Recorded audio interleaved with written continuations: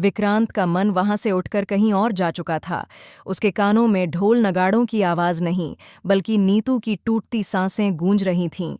उसका दिमाग बार बार उसी वीडियो की तरफ जा रहा था जिसने उसकी पूरी दुनिया उलट दी थी। मन्नत की आंखों में भरा प्यार भी अब उसे सबसे बड़ा धोखा लगने लगा था। वह सोच नहीं पा रहा था कि जिस लड़की के लिए उसने अपनी जान तक देने की कसम खाई थी, उसी ने उसकी असलियत उससे छुपाई। जबकि उसे कभी झूठ पसंद नहीं था, उसके सीने में जलन कसक की तरह उठ रही थी।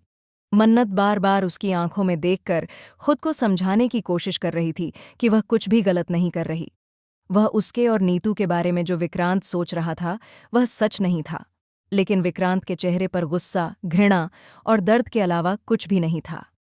वह गुस्से में तड़पते हुए बोला, जिस इंसान पर भरोसा किया उसी ने मेरी जड़ें काट दीं। तुम दोनों ने मेरी पूरी जिंदगी को झूठ का खिलौना बना दिया। मन्नत की आंखों से आंसू ऐसे गिर रहे थे जैसे किसी दरिया का बांध टूट गया हो।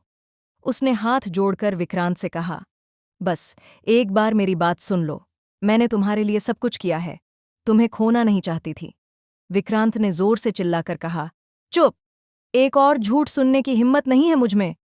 उसकी इस चीख ने पूरे मंडप में बैठे लोगों को झकझोर दिया। हर कोई अपनी जगह जमकर रह गया। उनके बीच की दूरी अचानक ही बहुत गहरी हो गई थी। मन्नत के पैरों तले मानो धरती खिसक गई थी और विशाखा के चेहरे पर धीरे धीरे एक खतरनाक मुस्कान फैल रही थी। उसकी चाल कामयाब हो रही थी। नीतू की हालत बदतर हो रही थी। वह कुछ कहना चाहती थी, पर उसकी आवाज़ गले में अटक रही थी। वह फूट फूट कर रो पड़ी। उसने विक्रांत के पैर पकड़ लिए और रोते हुए बोली, बेटा, तुम सच को गलत समझ रहे हो। मन्नत ने हमेशा तुम्हारे भले के लिए सब कुछ किया है। विक्रांत ने उसके हाथ झटकते हुए गुस्से से कहा, माँ, तुमने मुझे माँ बुलाने का हक कब कमाया? तुमने मुझे उस महिला से छीन लिया जो मेरी असली माँ थी। तुमने मेरे पापा को भी छीन लिया। तुमने सब बर्बाद कर दिया। नीतू का दिल इस एक वाक्य से 1000 बार टूट गया। उसकी परवरिश, उसका प्यार, सब एक झटके में खत्म हो गया। विशाखा पास खड़ी तमाशा देख रही थी, लेकिन उसके चेहरे पर बनावटी दर्द था। वह आगे बढ़कर विक्रांत के कंधे पर हाथ रखती है और कहती है, मैंने तुम्हें कभी नहीं छोड़ा था, सब नीतू की चाल थी। ये कहते हुए उसने एक और झूठ का धागा जोड़ दिया।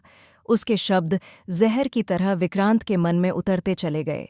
मन्नत ने खुद को संभालते हुए कहा, विशाखा झूठ बोल रही है। वही तुम्हें नीतू से दूर ले गई थी, उसी ने सब प्लान किया था। लेकिन उसकी बातों से विक्रांत का गुस्सा और भड़क गया।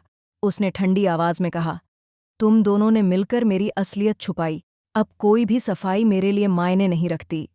उसके चेहरे पर कठोरता साफ झलक रही थी। विक्रांत ने मन्नत की ओर एक अंतिम बार देखा। उस नज़र में प्यार नहीं, सिर्फ टूटे विश्वास की राख थी। हमारा कोई रिश्ता नहीं रहा, तुमने आज सब खत्म कर दिया। इतना कहकर वह वहां से जाने को मुड़ा। यह सुनकर मन्नत के पैरों तले जमीन खिसक गई। वह जोर से चिल्लाई, विक्रांत, प्लीज मत जाओ। लेकिन विक्रांत बिना रुके आगे बढ़ता गया। मंडप की पवित्र अग्नि के बीच एक रिश्ता राख में बदल चुका था।